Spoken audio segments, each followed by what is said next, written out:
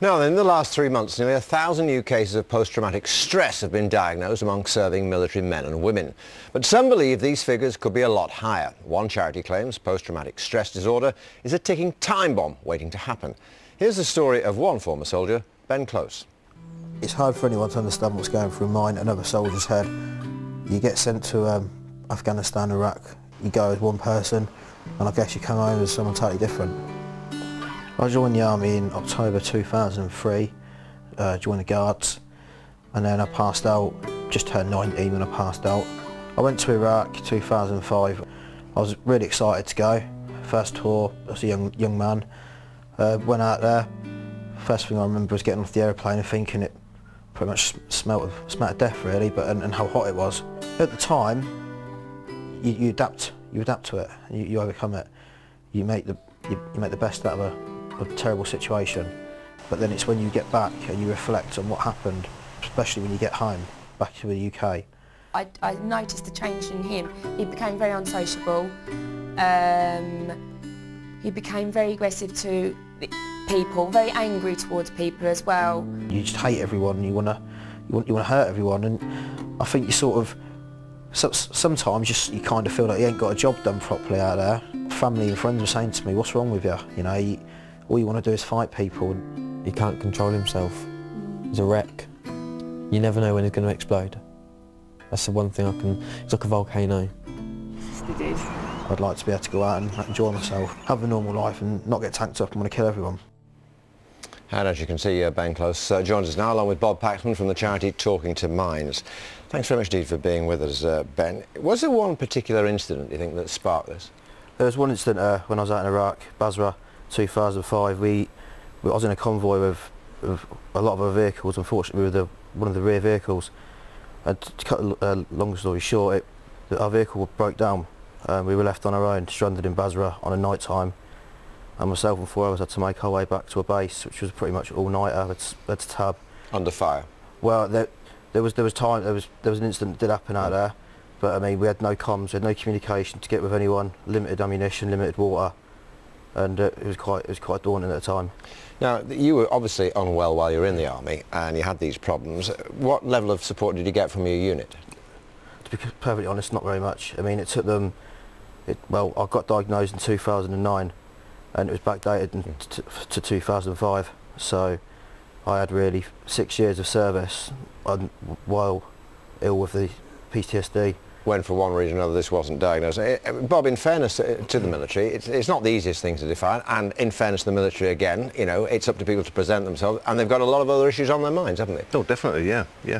There's certainly the numbers that we're seeing now, both serving and former soldiers that are coming to us behind the scenes, you know, serving soldiers behind the scenes, is quite a significant number.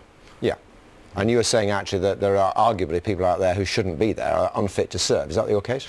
Not unfit to serve, no. It's a case of the current forms of therapy that's been presented for them to treat them. They're not hitting the mark. The classic forms, CBT and EMDR. What does that stand for? Cognitive behavioural therapy.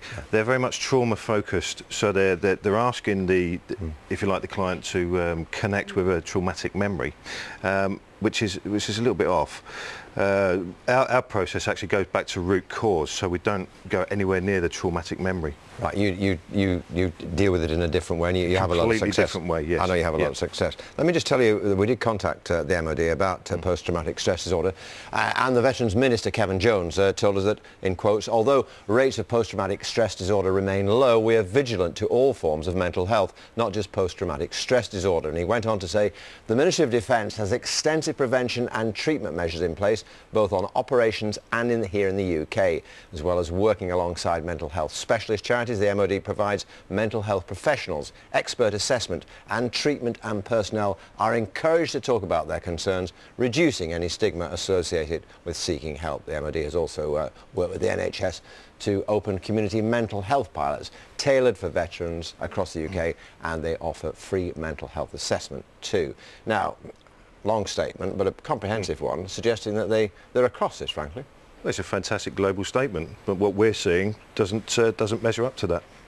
Simple as that. Simple as that. Why not, though? I mean, you know, they're not uncaring people. You know, they've got. It's in their interest to keep people like Ben here fit and well?